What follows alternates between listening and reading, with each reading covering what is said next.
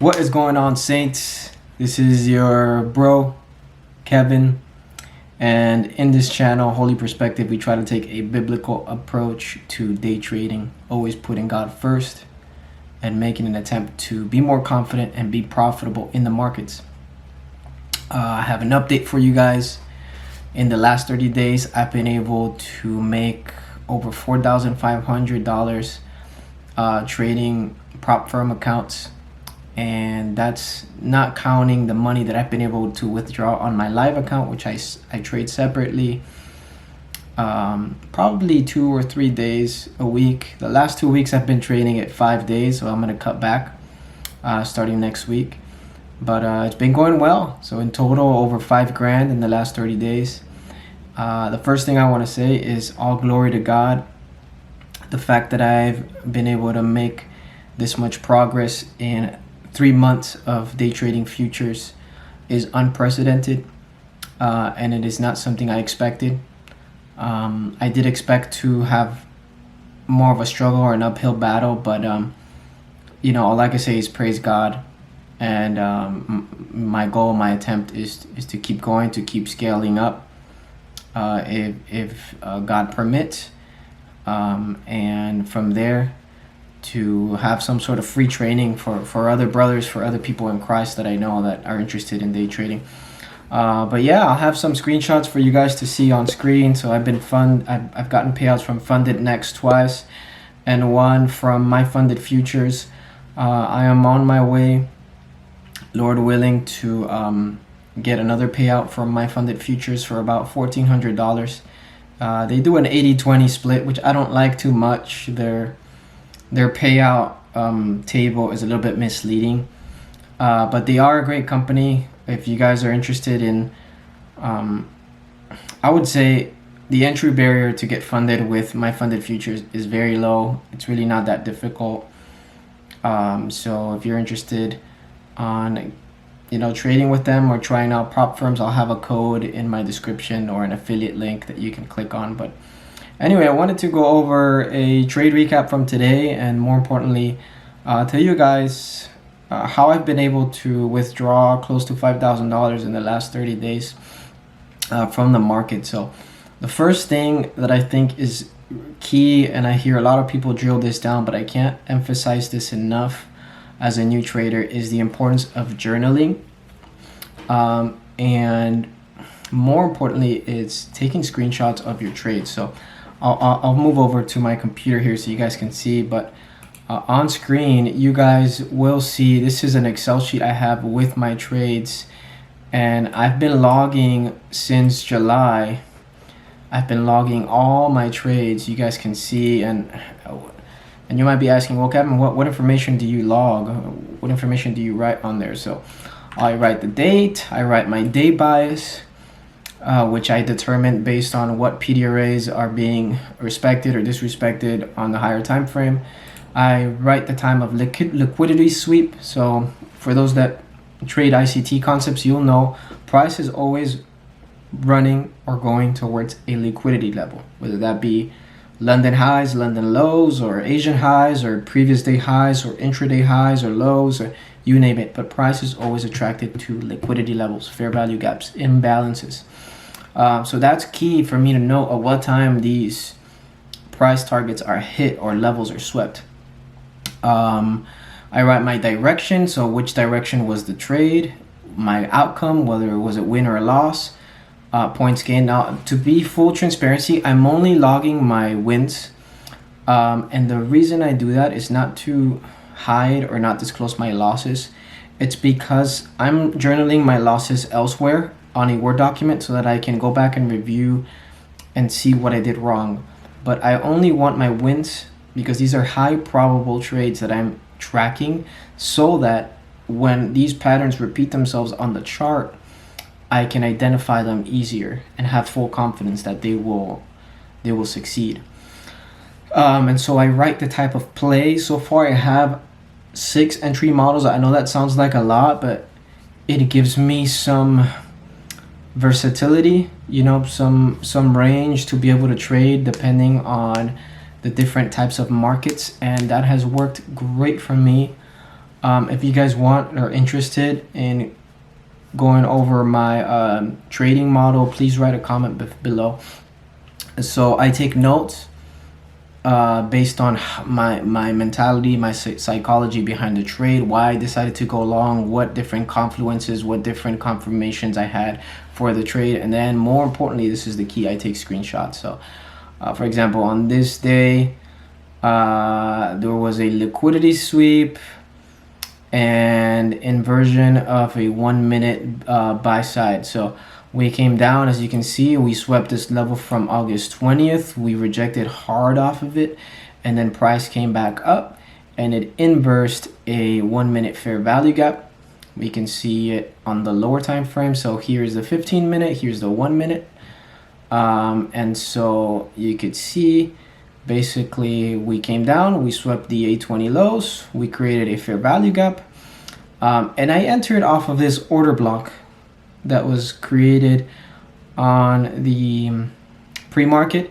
At this point, it's a breaker block. So something you'll learn, and something that I've learned and recognized, is inverted PD arrays are much stronger than normal PD arrays. And what I mean by that is that an inversion fair value gap and a breaker block hold a lot more weight and tend to hold more than a normal fair value gap because it shows aggression on the reversal side.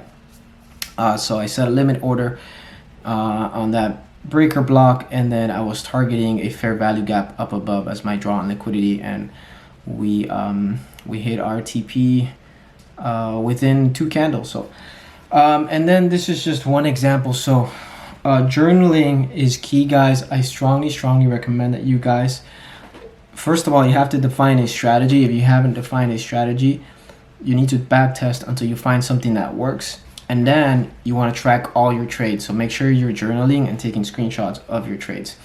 The other big thing that I've been doing is just honing in on risk management. I know that's something that's talked about on the day trading space, but I can't stress this enough. Risk management is everything, right? It's not that hard to withdraw money from the market or to be profitable for the day. The hard thing is not giving that money back. So I have a rule. I keep it on my sticky note. I don't know if you guys will see it or will see it reversed, but it's right here. So it says 2 trades, 2 losses, lockouts. So I take 2 trades. If those 2 trades are losses, I lock myself out. Now, are there exceptions to the rules? Yes, but never in a sense of I'm down money, so I will continue to trade to revenge, right? Maybe it's a news day and I know there's an opportunity early in the morning, I'm up some money, and so I have a little bit more to give back, so I can take 3, maybe 4 trades and risking to double my capital for that day. For example, I did that with the unemployment news that came out yesterday. I was able to make $400, and then I risked $400 on my next trade, and I pretty much doubled my money. So it's all about dynamic risk management for me, but being very strict about being okay with losses and not giving money back. This is something that I know a lot of traders struggle with, and I still do, but I've gotten a lot better by the Lord's grace. And hey, if I take my losses for the day, I take my losses. Now, one of the key things I've noticed is that we should risk an amount that we're comfortable losing, because if we don't do that, 2 things can happen. One, we'll be scared to enter a trade because we'll be losing more money than we're comfortable, so we may hesitate to take a trade that we know is a high probable trade. And then the other thing that could happen is we're more prone to tilt and revenge trading if we're losing more than we should be losing or that we're comfortable losing. So that is a part of risk management that a lot of people don't really talk about. Most people focus on the 1 to 2 RR, 3 RR, how much you should risk, but really it's about cutting back on trading and taking your profits. So that being said, let's go over today's trade that I took on the NASDAQ. Today's Friday, September 19th. And I took a short out of the open, and we'll go over my thinking and my reasoning behind it. So I'll let this play out a little bit. This is playback mode. But before we do that, we'll go over to the monitor on the left. So basically, I was looking at the charts pre-market, and I noticed that we swept the 3 p.m. highs from yesterday, September 18th. And not only that, we were sweeping them into a bearish fair value gap, and we were rejecting off of it. So already I am looking for a short out of the open. Not only that, but I use RSI as one of my indicators, and RSI was telling me that we were overbought. We were at over 70. And so that told me that an opportunity for a reversal was coming.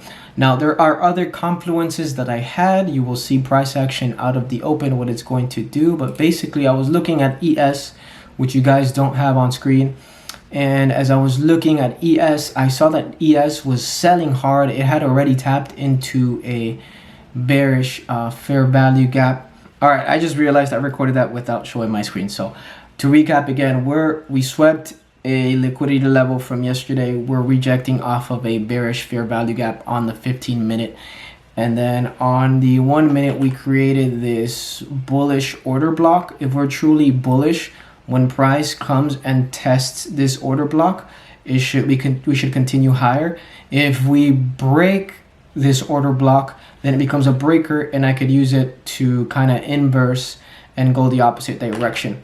So I will just kind of speed through this so you guys can see. Once again, on the left hand side, you will see on the bullish fair value gap, we're going to trade into it, and we're not really going to respect it, as you can see right there. We're kind of tapping it, but we're disrespecting it. On ES, we completely violated it. So I am just waiting here, and I see, boom, I'm going to pause here if we can.